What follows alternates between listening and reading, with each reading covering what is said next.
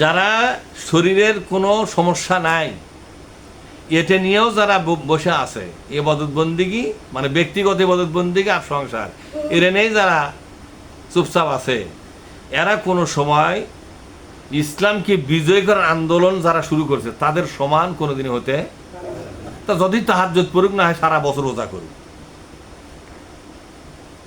ইসলাম আন্দোলনের একটা লোকের সমান হওয়ার ক্ষমতার গেলে তাই ইমাম হোক আর মসজিদ হোক, তারা কই কাবা শরীফের ইমাম হোক, কাবা শরীফের ইমামও একজন ইসলামে আন্দোলন করা লোকের সমকক্ষ নয়। তোমরা বলবেন না? কত বড় কথা আল্লাহ বলছেন। আল্লাহ পাক বলছেন যারা আল্লাহর কোরআনকে বিজয়ী করার আন্দোলনে যোগদান করেছে এই দুনিয়ার কোন ইবাদতকারী তাদের সমান হতে পারবে না। তা যত বড় পীরই হোক,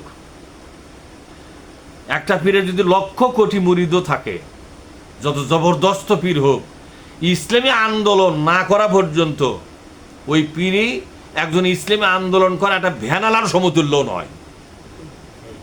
কি বুঝে বলেন আপনারা? ইসলামী আন্দোলন করা একটা ভ্যানালা, একটা কিসেন, একটা কামলা দিয়ে যায় খায়, তার যে সম্মান আর মর্যাদা আল্লাহ তাআলা কোরআন শরীফের মধ্যে দিছে, এই সমান মর্যাদা একটা পীরেরও হবে না। কেন হবে না বলতো? পীর সাহেব ব্যক্তিগত ইবাদতের তালকিন দিয়া থাকে, ও কিন্তু রাষ্ট্রীয়ভাবে ইসলাম বিজয়ী করার আন্দোলন করে না। আচ্ছা, কোন পীর কি বলছে বাংলাদেশে ইসলাম বিজয়ী করতে হবে এবং বাংলাদেশের সংসদ চলবে কোরআন দিয়া, আদালত চলবে কোরআন দিয়া, গোটা বাংলাদেশের সব কিছুই চলবে কোরআন দিয়ে, বাংলাদেশের ব্যাংকগুলো চলবে কোরআন দিয়ে? কোনো পীর সাহেব বলছে? তাহলে পীর সাহেব শুধু ব্যক্তিগত ইবাদতের প্রশিক্ষণ দেয় তার মুরিদের কাছে, ঠিক না?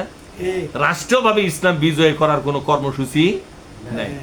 আল্লাহ পাক বলছেন যে সমস্ত মানুষেরা রাষ্ট্রীয়ভাবে ইসলামকে বিজয়ী করার আন্দোলন করবে তাদের সমান মর্যাদা অর্জন করা দুনিয়ার কোন ইবাদতকারীর পক্ষে সম্ভব নয়।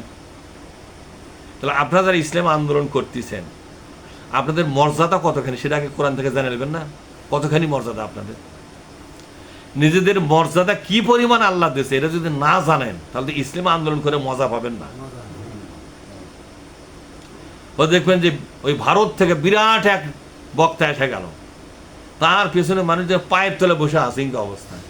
আরে খোঁজলে দেখেন তো ওই বক্তা ভারতে ইসলাম বিজয়ী করার কোনো আন্দোলন করে?